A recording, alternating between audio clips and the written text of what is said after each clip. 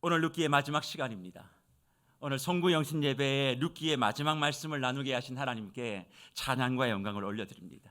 우리가 잘 알고 있듯이 보아스와 룻 그리고 그의 가문에 대한 축복을 마음껏 받았던 그 보아스와 룻은 결국 가정을 이루고 결혼을 하게 되어져요.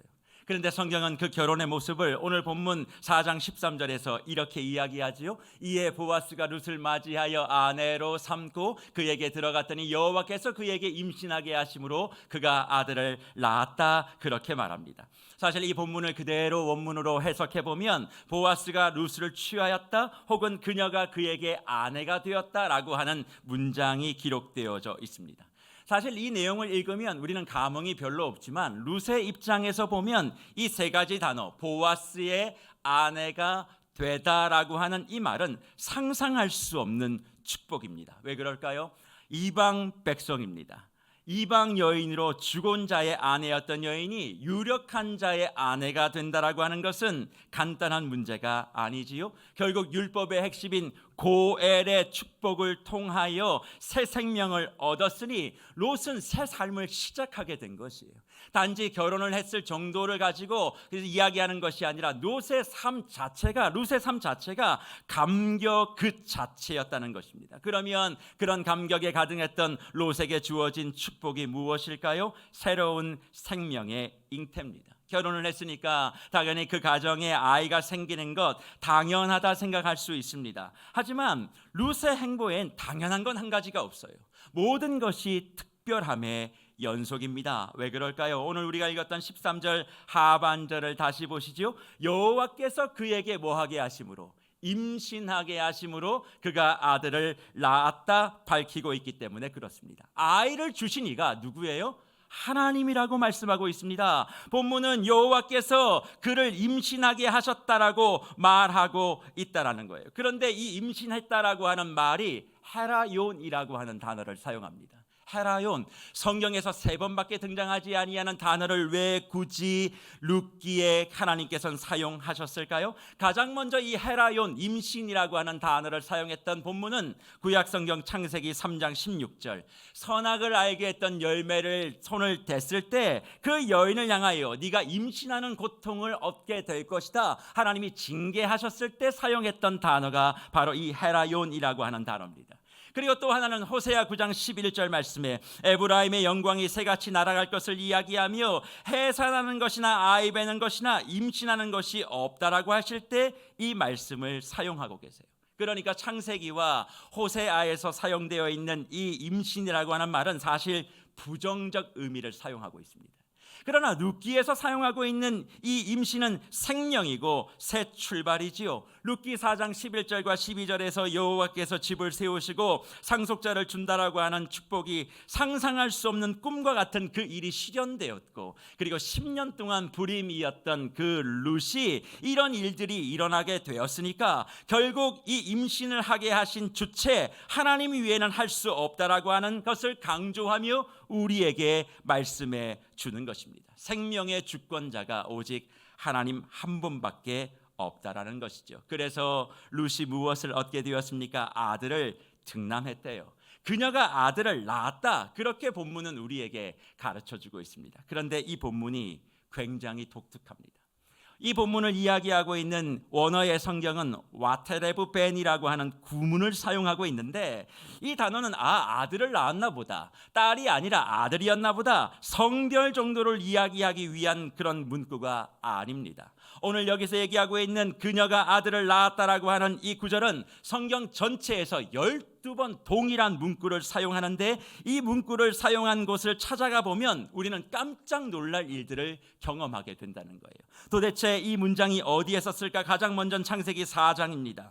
아담이 아들을 셋 낳았을 때 와테레브벤, 그가 아들을 낳았다라고 하는 똑같은 문구를 사용합니다. 창세기 29장에 레아가 6아들 르벤, 시몬, 레위, 유다, 이사갈, 스불론을 낳았을 때도 사용하고요. 창세기 30장에 야곱이 라헬을 통하여 요셉을 낳았을 때도 동일한 단어를 사용합니다.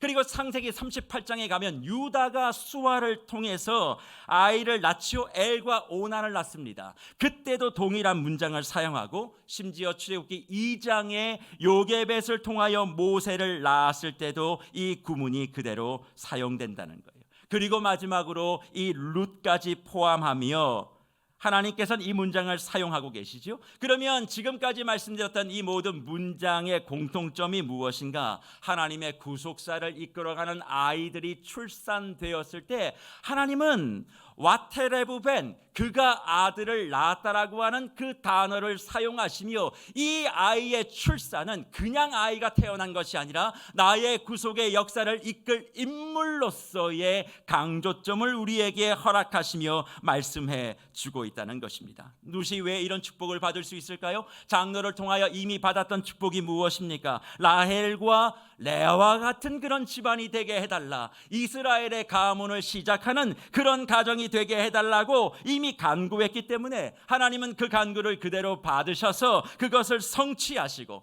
이스라엘 구원의 수문을 활짝 여는 구속사의 시작이 이루어졌음을 우리에게 말씀하고 있는 것입니다. 그러니 주 안에서 새해를 기대로 기다리는 묵별 여러분, 말론과 결혼해서 10년 동안 아이를 가지지 못한 룻이 보아스와 결혼하여 출산한 것은 오직 하나님의 축복으로만 된 것임을 오늘 말씀이 우리에게 가르쳐주고 있습니다. 물론 단편적으로 보면 남녀가 결혼하여 아이가 낳는 것은 일반적이기 때문에 이것을 기적으로 받아들이시는 분들이 별로 없으실 거예요. 무언가 대단한 기적이라고 하는 것은 우리가 생각할 수 없는 일을 뛰어넘는 뭔가가 이루어질 때 그것을 기적과 하나님의 개입이라고 생각하지, 평범한 사람들의 원리 가운데 무언가 하나님이 일을 했다라고는 생각하지 않으신다는 거예요. 하지만 저는 조금 생각이 다릅니다.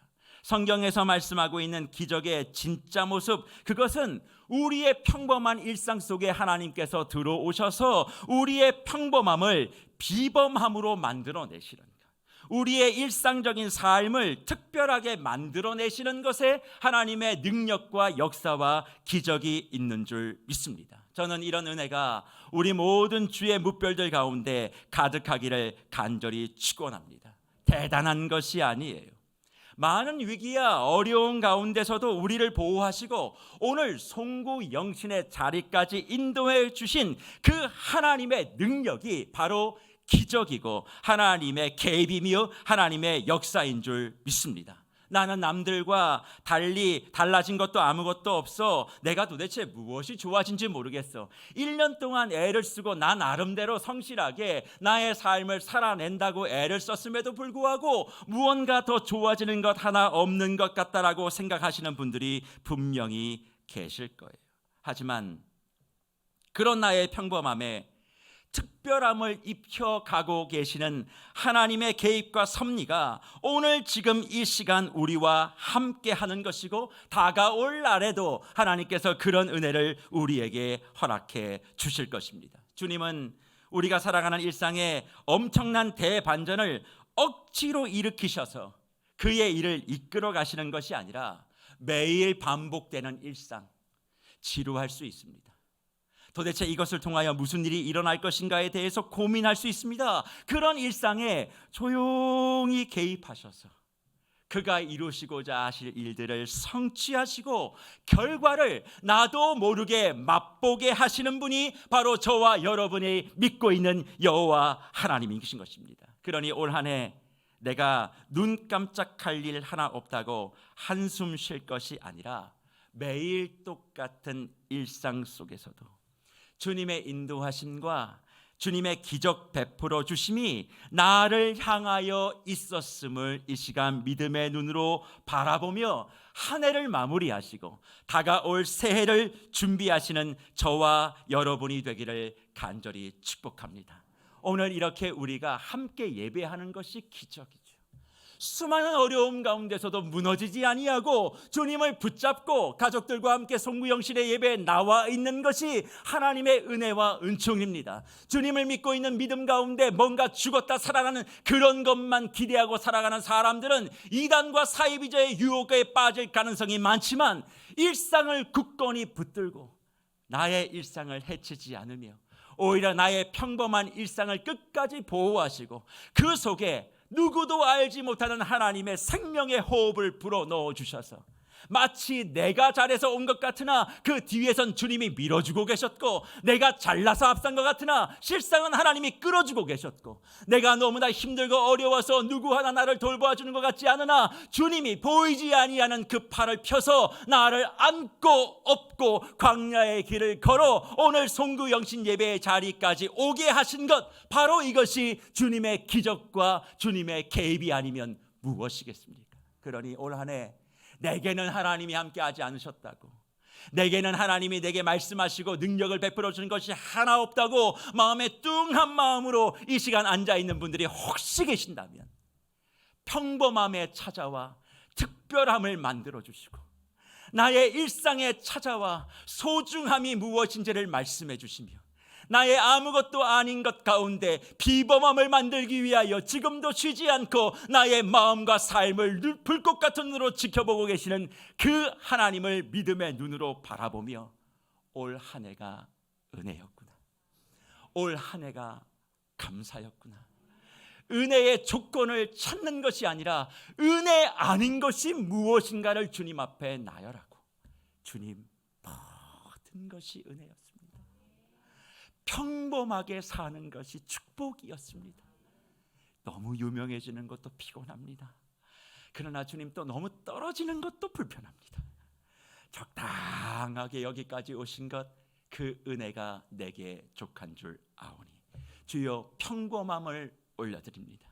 2023년 그 평범한 나의 일상 가운데 주의 특별함이 더 묻어 나올 수 있도록 나를 사용하여 주시옵소서. 오늘 시간 이 마음으로 주의 말씀 앞에 나오시는 저와 여러분이 되시기를 간절히 축복합니다. 그래서 일상과 평범한 가운데 특별함과 비범함을 경험한 사람들에게 나타나는 특징을 우리는 오늘 본문 말씀에서 보게 되어집니다. 그게 뭘까요? 찬양의 모습을 보게 됩니다. 오늘 본문 14절을 보십시오. 룻의 평범함에 개입하여 당연한 것 같으나 주님의 기적과 섭리로 아들을 낳고 텅 빈 나오미의 품에 후사가 안겨진 모습을 바라보며 베들레헴 여인들이 뭐라고 얘기합니까? 이렇게 고백해요. 여인들이 나오미에게 이르되 찬송할지로다, 여호와께서 오늘 내게 기업 물을 자가 없게 하지 아니하셨도다. 이 아이의 이름이 이스라엘 중에 뭐 되길요? 유명하게 되기를 원하노라. 그렇게 말씀해주고 있다라는 사실이에요. 그러면서 여인들이 뭐 했다고요? 찬송했다. 그렇게 이야기하고 있지 않습니까? 여기서 찬송했다라는 말은 여호와를 찬송하라는 말입니다. 여호와를 찬송해라. 일상과 평범한 가운데 하나님이 개입하셔서 특별한 기적을 맛본 너희여 뭐 하라고요? 여호와를 찬송하라고 말씀하고 있는 것입니다. 그런데 이 여호와를 찬송하라고 하는 대상이 누구일까요? 보았습니까? 룻입니까? 누구입니까? 나오미예요. 나오미에게 여호와를 찬송하라 말씀하고 있습니다. 왜 나오미인가? 노년에 나오미에게 기업 물을 자를 주셔서 그의 노년을 책임지게 해주신 그 하나님에 대한 찬양의 의무가 나오미에게 있다라는 거죠. 게다가 나오미가 처음 베들레헴에 왔을 때 네가 나오미냐? 비아냥거리는 그런 소리, 텅빔에 대하여 조소했던 그 여인들이 지금 14절에 찬양하라고 얘기하고 있는 그 여인들이에요. 자기를 조소했던 이들에게 이제는 찬송하라, 그렇게 이야기를 듣고 있다는 것이죠. 텅 빈 나의 삶에 애가를 불렀던 나오미를 향하여 이제는 풍성하게 풍족하게 채우신 하나님께 찬양하게 나아가라, 그렇게 말씀하며 저와 여러분들에게 이제 너희의 삶의 텅 빔을 하나님이 채워주셨고 하나님이 채워주실 것이라면 너희의 삶의 다음 스텝은 찬양이다. 오늘 송구영신 예배를 통하여 하나님을 마음껏 찬양하라, 저와 여러분을 도전해 주는 줄 믿습니다. 그렇습니다. 하나님은 올 한 해 우리의 삶에 텅 빔이 있어서 우리 스스로는 주님 앞에 애가를 불렀는지 모르지만 그 모든 것에 대한 눈물의 노래를 기쁨과 찬양으로 바꿔주시기 시작하셨고 그것을 내가 완성해 주시겠다 약속하시는 것입니다. 그래서 룻기의 전 과정을 통해서 하나님이 무엇을 말씀하고 있는 줄 아십니까? 올해의 시간이 너의 삶에 텅 빔을 경험했던 시간일 수 있다. 네가 살아오면서 가장 괴롭고 어려운 시간, 그래서 애가 슬픔의 노래를 부를 수밖에 없는 상황이라 할지라도 봐라, 나오미를 보렴, 내가 반드시 너의 삶에 개입할 거야. 너의 눈에는 보이지 않고 혹 다른 사람들은 너의 하나님이 어디 있느냐 말할 수 있을지 몰라도 반드시 내가 너의 텅 빈 삶에 나의 기적을 베풀어 너의 입술 가운데 슬픔의 노래가 나왔던 그 애가의 풍족함을 내가 이제는 찬송의 풍성함으로 바꿀 것이다, 그렇게 말씀하고 있는 것입니다. 그러면 어떻게 찬송하게 해주실까요? 올 한 해 목사님 너무 힘들었습니다. 너무 고통스러웠습니다. 하는 것마다 너무 일이 안 됐습니다. 하나님 앞에 내가 무엇을 잘못했습니까? 너무나 안타까운 마음들을 토로하고 있는 수많은 성도님들이 혹시 계신다면 주님께 오늘 두 가지의 약속을 해주셨다, 그렇게 확신하는데 그 두 가지의 약속을 탁 붙들고 그 약속이 내가 주님 앞에 찬송해야 될 그런 이유, 주님 앞에 기도의 제목으로 삼으시는 은혜가 있기를 간절히 축복합니다. 하나님 앞에 찬송할 수 있는 첫 번째 약속, 그것은 생명 회복의 약속이고 이것이 우리가 여호와를 찬송해야 될 첫 번째 이유입니다. 15절 말씀을 볼까요? 이렇게 기록하죠. 이는 내 생명의 회복자이며 내 노년의 봉양자라. 곧 너를 사랑하며 7 아들보다 귀한 내 며느리가 낳은 자다. 그렇게 얘기합니다. 생명의 회복이 무엇이냐? 그냥 표면적으로 들으면 우리가 숨을 쉬고 있는 그런 생명이라고 생각하지만 룻기에서의 생명은 조금 다릅니다. 룻기에서 말하고 있는 생명을 알려면 룻기 1장 21절로 우리는 다시 돌아갈 필요가 있는데 룻기 1장 21절에 이렇게 얘기하죠. 내가 풍족하게 나갔더니 여호와께서 내게 비어 돌아오게 하셨느니라. 여호와께서 나를 징벌하셨고 전능자가 나를 괴롭게 하셨거늘 너희가 어찌 나를 나옴이라 부르느냐. 그렇게 이야기합니다. 나오미는 쓴 눈물을 흐르면서 이것을 노래해요. 여기서 나오는 비어 돌아오게 하다라고 하는 이 말은 무엇을 염두에 두고 있나요? 생명을 염두에 두고 있는 거죠. 완전히 텅 비어 있는 상태가 회복되어지는 것, 바로 그것이 생명입니다. 그러니 생명을 약속했다는 것은 하나님이 내 육신의 생명과 내 육신의 호흡을 약속하셨다는 것이 아니라 네가 잃어버린 모든 것을 내가 다 찾게 해줄게. 네가 상실한 모든 것을 내가 다 채워줄게. 네가 잃어버리고 다 빼앗긴 것 내가 다 회복하게 해줄게. 바로 그 회복된 상태를 룻기는 생명이라 말씀하는 것이죠. 가끔 우리는 하나님에 대한 오해를 할 때가 있습니다. 하나님이 내가 가지고 있는 것들을 자꾸 뺏어가는 것 같아 보여요. 주님이 자꾸 나를 어려운 곳으로 밀어놓는 것 같아 보여요. 그것을 부인할 수는 없지만 하나님이 그렇게 하시는 것에 대하여 마음이 불편한 것은 사실입니다. 그러나 주 안에 사랑하는 묵별 여러분, 우리 하나님은 저와 여러분의 삶을 텅 비게 만들어 버리시는 분만이 아닙니다. 그분은 잃어버린 모든 것을 채우시고 저와 여러분의 삶의 텅 빔을 다시 생명으로 회복시키는 분이신 줄 믿습니다. 자기 백성을 돌보시고 채우시는 하나님을 기억하십시오. 세상의 텅 빔을 경험한 모든 주의 자녀들이 아프지만, 그래서 애가를 입에 달고 있을 수 있지만, 그럼에도 모든 것을 다 상실한 그 자리에 앉아 있을 것이 아니라 내 아빠는 풍족하게 채우실 분, 내 아빠는 반드시 내 모든 것들을 회복하실 분이라고 믿으며 하나님을 향하여 나의 발걸음과 마음을 돌이켜 돌아낼 때 하나님은 하나님의 방법과 방식으로 저와 여러분의 삶을 채우시고 생명을 회복해 주실 것입니다. 저는 이번 성구영신 말씀을 통해서 저와 여러분이 생명의 회복을 먼저 경험하고 또 생명의 회복을 미리 꿈꾸며 오늘 이 시간 힘있게 찬양하며 2023년에 하나님의 역사하심을 기대함으로 출발하는 은혜가 있기를 간절히 축원합니다. 그리고 또 하나님을 찬양할 수 있는 두 번째 근거, 그것은 사랑의 유지입니다. 오늘 15절 말씀을 다시 한번 볼까요? 이는 내 생명의 회복자며 내 노년의 봉양자로다. 곧 너를 사랑하며, 그 다음이요, 7 아들보다 귀한 내 며느리가 낳은 자로다. 그렇게 고백하고 있습니다. 나오미가 찬양해야 될 이유 뭡니까? 7 아들보다 귀한 며느리이기 때문에 찬양해야 된다, 그렇게 말씀해요. 오늘 시어머니들 한번 대답해 보십시오. 7 아들보다 나은 며느리 있습니까? 대답 잘하셔야 됩니다. 여기 있습니다. 있다고 하셔야지요. 그래야 그렇게 살지요. 그런 사람들이 오지요. 내 아들보다 더 귀한, 그런데 7 아들보다 더 귀한 며느리라 그렇게 얘기합니다. 그런데 오늘 룻을 뭐라고 이야기해요? 룻이라 얘기하지 않고 며느리예요. 며느리입니다. 자, 그러면 한번 본문을 생각해 보세요. 지금 룻은 보아스와 결혼을 했습니다. 아이를 낳았으니 최소 얼마 정도의 시간이 지났다고 할 수 있을까요? 1년은 지나지 않았겠습니까?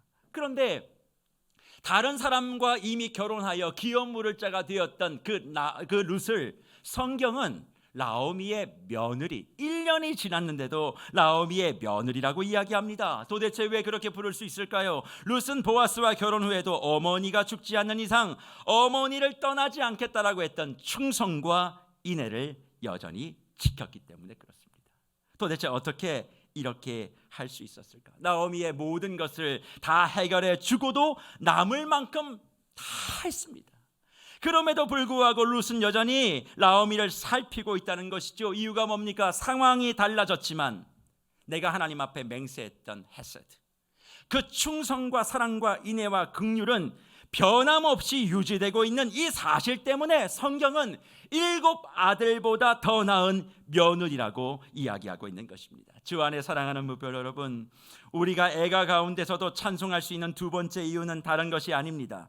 꺼지지 않고 그리고 지치지 않는, 여전히 우리를 향하여 그의 책임을 다하시는 하나님의 사랑 때문에 하나님 앞에 찬양을 해야 되는 것입니다. 그래서 오늘 보십시오. 며느리가 7 아들보다 나은 이유는 다른 것이 아니에요. 아들들은 변할 수 있지만 나오미는 변하지 않았다는 거예요. 무엇을 원해서 사랑한 것이 아닙니다. 받을 것이 있어서 그렇게 한 것이 아닙니다. 그저 뭐 한 겁니까? 사랑한 것입니다. 지금 우리 시대에는 이 말이 전혀 이해가 아니 될 겁니다. 하지만 성경은 가장 사랑할 수 없는 그 상황을 우리에게 제시하며 우리의 삶의 가장 확실한 사랑과 찬양과 감사의 고백의 시작은 사랑에 있다 말씀하고 있는 것이죠. 저는 오늘 우리 모든 묵별들에게 한 해의 마지막 말씀의 시간에 주님의 이름으로 도전하고 권면하고 싶습니다. 누군가를 사랑하고 계십니까? 그리고 그 사랑의 목적이 어떤 무언가 특별한 내가 얻고자 하는 것이 아니라 순수한 사랑입니까? 동시에 그 사랑이 조금도 변함없이 그 사람을 향해 직진하고 있다면 그 사람을 사랑할 수 있는 그 사실이 하나님을 찬송할 수 있는 이유임을 기억하셔야만 합니다. 반대로 누군가의 사랑을 받고 계세요? 내가 왜 그런 사랑을 받고 있는지 이유도 모른 채 사랑을 받고 있다면 그 역시도 상황과 여건과 상관없이 찬양을 해야 될 충분한 이유인 것입니다. 게다가 이런 사랑의 주고받음의 출발이 어디입니까? 하나님이에요.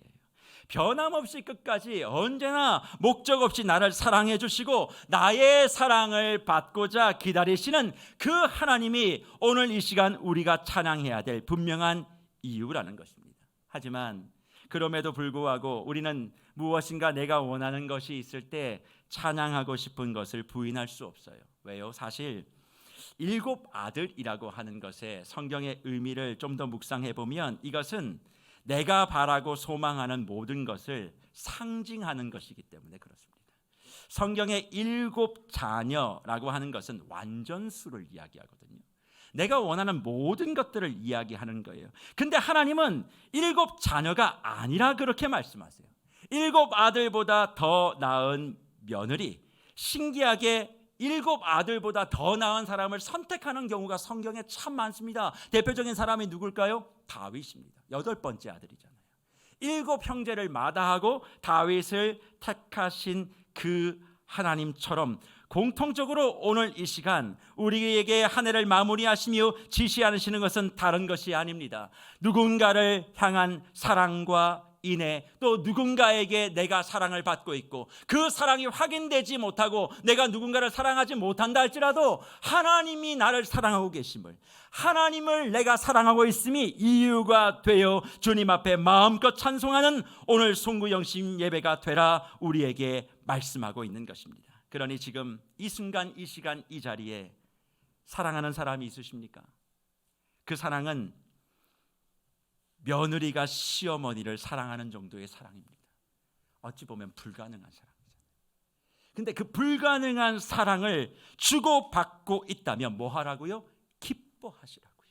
누군가 내 마음을 몰라줘도 마음 상치 말아요. 하나님이 여러분을 사랑하신잖아요. 그리고 여러분이 힘들어도 여러분 하나님 사랑하지 않으십니까?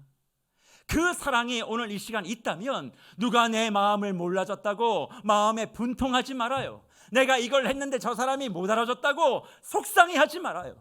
내가 무언가를 이렇게 했는데 그만큼 받지 못했다고 억울해도 하지 말아요. 그런 사랑이 아니라 그냥 사랑을 주고받는 그 자리가 있을 때 상황과 여건에 울지 말고 미소를 띄우며 주님, 저 사람이 내 마음 몰라줘도 주님은 날 사랑하시지요. 세상에 고아와 같이 혼자 있는 것 같아도 하나님 나 사랑하시지요. 주님, 내가 참 많이 잘못한 것도 많고 부족한 것도 많지만 이 시간 주님 한 분만 나 정말 사랑하고 싶습니다. 지난 364일 내가 예수님 사랑하지 않고 살았어도 오늘 365일 되는 이날 주님을 사랑합니다. 진심으로 고백하면 그것이 이유가 되어 여호와를 찬송하는 자리에 저와 여러분이 설 수 있다라는 것입니다. 그래서 여호와를 찬송하는 사람에게 하나님이 마지막 엔딩을 멋지게 해주시겠다 약속해 주셨어요. 그 마지막 엔딩이 무엇입니까? 다윗 엔딩입니다. 보아스와 룻 사이에 태어난 아들의 이름을 성경에 오늘 무엇이라고 얘기합니까? 오벳이라고 밝힙니다. 그런데 이 이름은 부모가 짓지 아니하고 이웃의 여인들이 이름을 지었다 밝히고 있습니다. 아마 성경에서 부모가 아닌 여인들이 이름을 짓는 것은 오벳이 처음일 거예요. 그런데 이 오벳의 이름의 의미가 무엇입니까? 섬기다, 일하다, 혹은 종, 혹은 경배자, 그런 뜻을 가지고 있어요. 그러니까 오벳을 좀 더 정확하게 확장하여 이야기를 해보면 이 단어의 뜻은 여호와의 종이라는 뜻을 가질 수 있습니다. 그러면 여호와의 종 오벳이 한 일이 무엇이냐? 오늘 룻기를 보십시오. 오벳이 한 일이 뭐라고 되어 있습니까? 아무것도 없어요. 그냥 다윗의 아버지 이새의 아버지였다. 그게 전부입니다. 여호와의 종인데 한 게 없어요. 다윗의 아빠의 아빠였대요. 그러니까 다윗의 할아버지였다는 거죠. 도대체 여호와의 종으로 오벳이 한 일이 뭐가 있느냐? 룻기는 사사시대에 피폐해질 대로 피폐해진 이스라엘 공동체가 어떻게 다시 다윗의 시대를 지나 풍성하게 되는지를 보여주는 디딤돌 역할을 하는 성경입니다. 그리고 더 나아가 다윗의 자손으로 오시는 그리스도 예수를 통해서 이 세상의 어려움과 절망이 어떻게 희망과 소망과 기대로 변화되어지는지를 보여주는 성경이기도 합니다. 그래서 룻기에 등장하는 평범하면서 우리와 같은 사람들과 똑같은 사람들을 통해 주님이 무엇을 하셨어요? 위대한 구속사를 완성하신 것이지요. 주님을 사랑하는 사람들, 주님을 향한 충성을 가진 사람들, 자신보다 이웃을 위해 온 마음과 정성을 다하는 사람들의 생명과 사랑과 희생을 통해서 그의 일을 이루셨다는 것입니다. 그러니 지금 내가 특별하지 않는 것에 대해, 혹 내가 대단한 사람이 아닌 것에 대해, 내가 무언가 살면서 업적을 남길 만한 그런 것이 없는 것에 대해서 너무 불편해하지 마십시오. 그런 사람들을 통해서 하나님의 나라가 완성됨을 주님은 말씀하지 않으시고 오히려 평범한 사람들, 아무것도 하지 않는 것 같으나 끝까지 주님을 바라보며 믿음을 가지고 찬송하는 사람들을 통하여 하나님의 일을 이루어 가심을 우리에게 말씀해 주고 있다는 것입니다. 중요한 것은 지금 우리가 그리스도의 온전한 제자로서 자신의 자리에 주어진 역할들을 감당하며 내가 아닌 누군가의 생명의 회복을 위하여 사랑을 유지하고 이어갈 때 반드시 주님은 우리 가정과 교회와 이 땅에 희망을 씹어 완성해 주실 것입니다. 그 희망의 상징이 무엇입니까? 다윗이죠. 그래서 85절밖에 되지 아니하는 그 룻기의 마지막 결론은 다른 게 아닙니다. 다윗이에요. 다윗을 통하여 해피 엔딩이 무엇인지를 보여주는 것이요. 다윗이 무엇입니까? 이스라엘 최고의 왕, 그를 이야기하며 룻기는 마무리된다는 것입니다. 그런데 룻기의 시작을 알리는 사람의 이름을 혹시 묵별들은 기억하시는지 모르겠어요. 룻기 1장을 딱 시작하며 가장 먼저 나왔던 이름 뭡니까? 엘리멜렉입니다. 그 엘리멜렉은 어떤 의미를 가지고 있어요? 하나님은 나의 왕이시다라는 의미예요. 하나님은 나의 왕이시다. 그러니 하나님은 나의 왕이시다로 시작했던 룻기가 다윗으로 엔딩되어지는 이 과정을 통해서 룻기가 우리에게 말하고 싶은 것이 뭡니까? 하나님이 나의 왕이신 이스라엘의 피폐함과 텅 빔을 하나님은 반드시 채우시고 나의 끝을 다윗과도 같이 해피엔딩으로 만들어 주시겠다라고 하는 과정을 85절의 말씀 속에 우리에게 넣어주시고 룻기를 묵상하게 하시며 우리의 삶에 하나님이 왕이지만 너희의 삶에 텅 빔이 있을 수 있다. 피폐할 수도 있다. 어려울 수도 있다. 하지만 그 모든 걸 내가 채우고 너의 마지막 인생의 엔딩은 다윗과도 같이 해주시겠다라고 약속하시는 것이 룻기의 말씀인 것입니다. 오늘 이 시간 하나님을 왕으로 모시고 있음에도 2022년 뜻대로 일들이 되지 아니하고 모든 일들이 텅텅 비어지고 나의 영적 육적 창고가 아무것도 없는 상황 가운데 오늘 송구영심에 나오신 분들이 있다 할지라도 오늘 나의 해피엔딩은 다윗으로 맞춰주실 주님을 찬송합니다. 나의 모든 것들을 채워주실 주님을 찬송합니다. 나의 인생의 끝은 다윗입니다. 다윗처럼 주님께서 은혜와 은총을 베풀어 주실 것입니다. 믿고 더욱더 주님 앞에 힘있게 전진해 나가시는 저와 여러분이 되시기를 간절히 축복합니다. 그러니 2022년 한 해 영광스러운 우리의 왕이신 주님과 함께 오직 주님의 말씀대로 사역의 항로를 잡고 유람선이 아니라 전투함에 올라 매일매일을 몸부림치며 애씀과 열정과 노력으로 한 해를 달려오신 세계로교회 믿음의 동력자 되시는 묵별 여러분, 정말 수고 많이 하셨습니다. 정말 애쓰셨습니다. 한 해 동안 너무 고생 많으셨습니다. 담임 목사로 진심으로 감사하고 고맙고 사랑합니다. 여러분의 모든 땀과 수고, 애씀을 제가 다 헤아리지 못한다 할지라도 삶의 퍽퍽한 자리에서 여호와가 나의 왕임을, 사업이 뜻대로 풀리지 않는 곳에서도 이 사업의 주인은 하나님이십니다. 내 자녀들이 원하는 대로 움직이지 않아도 저 자녀들의 왕은 하나님이십니다 라고 고백하며 나의 텅 빔을 주님 앞에 눈물로 아뢰었던 지난 모든 시간을 하나님은 반드시 기억하고 계실 것입니다. 그리고 그런 모든 여러분들에게 하나님은 오늘 약속하셨습니다. 내가 너의 삶을 다윗으로 엔딩하게 해줄 것이다.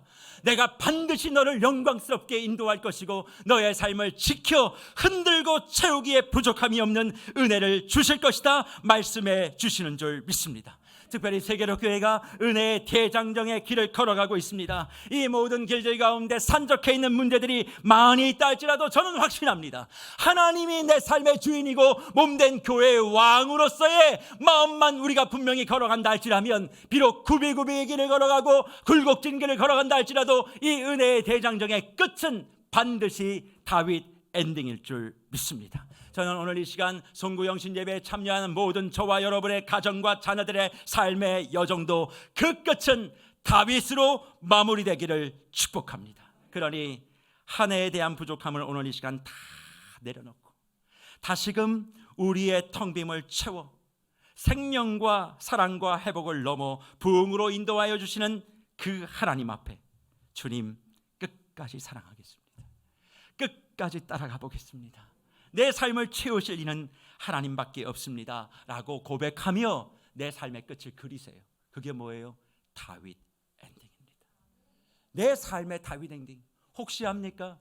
좀 부족한 말입니다만 나의 마지막 나의 묘비에 다윗 엔딩을 쓰고 주의 품에 안길. 저는 우리 모두가 다 그런 은혜가 있기를 간절히 축복하고, 그것을 이미 그려놓고 완성하시고 두 팔을 벌려 2023년 사랑하는 아들과 딸들아 내게로 오라 말씀하시고, 너의 텅 빔을 내가 채우리라, 내가 너의 끝을 다윗으로 마무리하리라, 그렇게 초청하시는 주님의 그 팔 안으로, 품 안으로 우리 힘있게 걸어가 보시지 아니하시겠습니까? 주님이 기다리고 계십니다. 2023년을 기대하는 마음으로 멋지게 넘어 들어가는 다윗 엔딩의 축복이 저와 여러분에게 있기를 간절히 축복합니다.